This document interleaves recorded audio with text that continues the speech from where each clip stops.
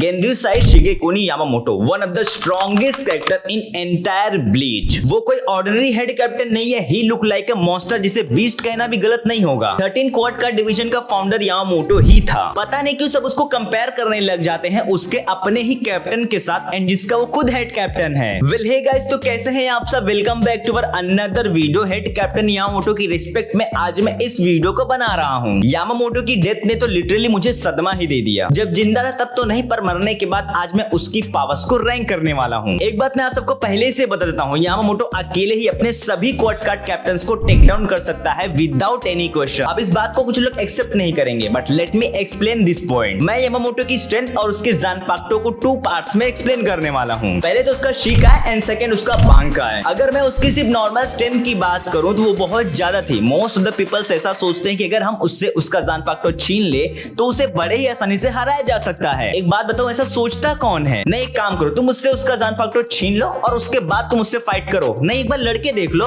उसे कोई फर्क ही नहीं पड़ता है। वो बिना जानपाक्टो के ही one of the broken Shinigami है इन द सोल सोसाइटी। इस पॉइंट को मैं डिटेल में एक्सप्लेन करने वाला हूँ। पहले तो मैं उसकी कॉम्बैट एबिलिटी के ऊपर बात कर लेता हूँ। सबसे पहले तो उसने सोर्स मैन मास्टरी की है, जो ऑफकोर्स हर एक सोल रिपर्स होता है। बिना एक सिंगल स्क्रैच आए उसने शुनसुई और उकीटाके को हराया, वो भी साइमल्टेनियसली। उसकी जो टेक्निक है हिटोत्सुमे नाडेगिरी इंस्टेंट किलिंग वाली, वो बड़े से बड़े सोल रिपर्स और एनिमीज को टेक डाउन करने के लिए एनफ है। After mastery work a non combat fighting technique है जिसमें यूजर सिर्फ अपनी बॉडी का यूज करता है, नॉट एनी सिंगल वेपन। इसके दो सबसे बेस्ट एग्जांपल है जब सुइफुंग ओरोउची से फाइट करती है, एंड इसके बाद यामामोटो इस टेक्निक को यूज करता है जब उसकी जानपाक्टो की पावर सील हो जाती है। हाकुडा का भी 2 टाइप से, पहला है इकोत्सु एंड सेकंड है सोकोत्सु। यामामोटो ने जब इकोत्सु को यूज किया था अगेंस्ट वंडर वाइस, एक सिंगल पंच में वो हवा में उड़ जाता है। एंड अब सेकंड नंबर पर था सुकोत्सु, जो 2 फिस्टेड पंच था जिसे गॉड किलिंग पंच भी कहते हैं। ये इकोत्सु से ज्यादा खतरनाक है। अब आते हैं कीडो के ऊपर। जितने भी शिनिगामीज हैं, यूं कह लो कि सोल रिपर्स, वो जिस भी स्पेल को कास्ट करते हैं उसको कास्ट करने से पहले उनको चैंटिंग करनी पड़ती है। बट यामामोटो बिना किसी चैंटिंग के ही हाई लेवल की स्पेल को कास्ट कर सकता है, जिसमें से हाडो 96 इतो कासो है। यामामोटो का स्पिरिचुअल प्रेशर इतना ज्यादा है कि वो एक साथ सभी कैप्टन्स को पैरालाइज कर सकता है, एक सिंगल मूवमेंट भी नहीं। अब जितना स्पिरिचुअल प्रेशर यामामोटो का है, सेम उतना ही उसके जानपाक्टो का भी है। इवन यामामोटो बिना अपने जानपाक्टो को यूज किए सिर्फ अपने बॉडी से इतना सारा फायर रिलीज कर सकता है कि वो पूरे के पूरे एक सिटी को ऐश में बदल सकता है। आइजन का स्पिरिचुअल प्रेशर इतना ज्यादा बढ़ जाता है कि कोई भी नॉर्मल शिनिगामी या फिर ह्यूमन उसे टच भी नहीं कर पाता है, उसकी राख भी नहीं दिखती, वो सीधा गायब हो जाता है। ये सब ह्यू गोकू का कमाल था। इवन आइजन अपने रियासु को कंट्रोल और उसे मैनिपुलेट कर सकता है, एंड सेम यामामोटो भी अपने रियासु को कंट्रोल कर सकता है। यामामोटो का स्पिरिचुअल प्रेशर सच में फॉर्मिडेबल था। अब हम बात कर लेते हैं उसके जानपाक्टो की। फिलहाल मैं शिका है उसके र्यूजिन जाका की बात करने वाला हूँ। यामामोटो का Ryujin Jakka one of the strongest and broken fire zanpakuto है in the entire Bleach series. वो इतना ज्यादा ब्रोकन है कि आइजन खुद उससे डरता था। शिका का फर्स्ट लेवल है जोकाकु एंजो, जिसे फोर्टलेस ब्लेज भी कहते हैं। ये एक स्पेयर फ्लेम है जो एक प्रिजन की तरह काम करता है। इस फ्लेम में बहुत ज्यादा पावर्स कंटेन होती है, जिसने एक साथ आइजन, गीन और टोसिन को रोका था। इस फ्लेम से बनने वाले वॉल को ब्रेक करना नियरली इम्पॉसिबल था। इस फ्लेम को बनाया इसलिए गया था कि ये एक साथ कई कैप्टन्स लेवल के शिनिगामी को कैद कर सके। टाइम लिमिटेड था, इसे आइजन खुद ब्रेक नहीं कर सकता था जब तक वो अपने नॉर्मल फॉर्म में था। अब नंबर 2 पर है ताइमात्सु। इस स्टेज में जाने के बाद र्यूजिन जाका एक इन्फर्नो को जनरेट करता है, और ये इन्फर्नो इतना ज्यादा पावरफुल होता है कि इसके रेंज में आने वाले सभी चीजों को ये कंज्यूम करके उसे बर्न कर देता है। यूं कहो कि उसे राख में बदल देता है। डजंट मैटर कि तुम एक शिनिगामी हो, क्विंसो या फिर एक होलो हो, इस फ्लेम को सिर्फ यामामोटो ही कंट्रोल कर सकता है, अदरवाइज यू डाई। इसके बाद नंबर 3 पर है इनेत्सु जिकोकु, जिसे हेल ऑफ स्कोचिंग फ्लेम भी कहते हैं। इस स्टेज में जाने के बाद र्यूजिन जाका हेल्थ से फायर को समन करता है, जिसमें 7 से भी ज्यादा फ्लेम के टावरिंग पिलर्स अपीयर होते हैं। ये एक तरह का इन्फर्नो केज क्रिएट करता है जो कि किसी को भी ऐश में बदल सकता है, एंड जिसमें अपना यामामोटो भी शामिल है। काराकुरा टाउन से बड़े एरिया तक को ये बर्न करने की पोटेंशियल रखता है ना। अब हम आते हैं र्यूजिन जाका के बांकाई के ऊपर, जब वो जांका नो ताची में ट्रांसफॉर्म होता है। यामामोटो जब अपने बांकाई को रिलीज करता है, और उसके बांकाई रिलीज करने से पहले र्यूजिन जाका उन सभी फ्लेम्स को एब्सॉर्ब कर लेता है जितने फ्लेम्स को उसने पहले समन किया था। नाउ र्यूजिन जाका पूरी तरह से फ्लेमिंग कटाना में बदल जाती है। यामामोटो का बांकाई अब तक का सबसे ब्रोकन बांकाई था। र्यूजिन जाका अपने बांकाई के स्टेट में काइंड ऑफ एनीथिंग कट कर सकता है, एंड उसे एग्जिस्टेंस से ही इरेज कर देता है। इस बांकाई के कुछ साइड इफेक्ट भी है जो कि नेचर और काफी बैड इफेक्ट डालता है। ये सन से भी ज्यादा हीट को प्रोड्यूस करता है, एंड जिसके से हवा गर्म और सबकी बॉडी ड्राई होने लगती है। इसके हीट को सर्वाइव करना सबके लिए मुश्किल हो जाता है। सिचुएशन आउट ऑफ कंट्रोल होने के बाद ये एनिमीज पुलिस और सो सोसाइटी के साथ साथ यामामोटो तक को ये जला के राख कर सकता है। रिजुनजाका बांकाई के 4 स्टेजेस को फॉलो करता है, जिसमें से नंबर 1 पर है हिगासे किको जित्सुजिन। इस स्टेट में आने के बाद रिजुनजाका फ्लेम में लिपटा हुआ इतनी हीट को प्रोड्यूस करता है कि कुछ भी कट कर सकता है, यहाँ तक कि इसे क्विंसीज भी नहीं रोक सकते हैं। इसके बाद नंबर 2 पर है निशी जानजित्सु गोकुई। यामामोटो जब अपने बांकाई के स्टेज में होता है तब उसको टच करना भी बहुत मुश्किल होता है, और इस स्टेज में यामामोटो का बांकाई 15 मिलियन डिग्री सेल्सियस तक की हीट को प्रोड्यूस करता है, अपने आसपास की सभी चीजों को पिघला सकता है। इसके बाद नंबर 3 पर है मिनामी काका जुमानोकुशी डाइसोजिन। इस स्टेज में आने के बाद यामामोटो मरे हुए लोगों की आर्मी को समन करता है जो बैटल में उसकी हेल्प करते हैं। They are same like zombie की तरह जो कंप्लीटली स्केलेटन में होते हैं। ये एनिमी के डर को भी दिखाता है एंड जिसकी वजह से वो वीक भी पड़ जाता है। इसके बाद नंबर 4 पर है Kita Tenchi Kaijin, a single slash by destroy everything.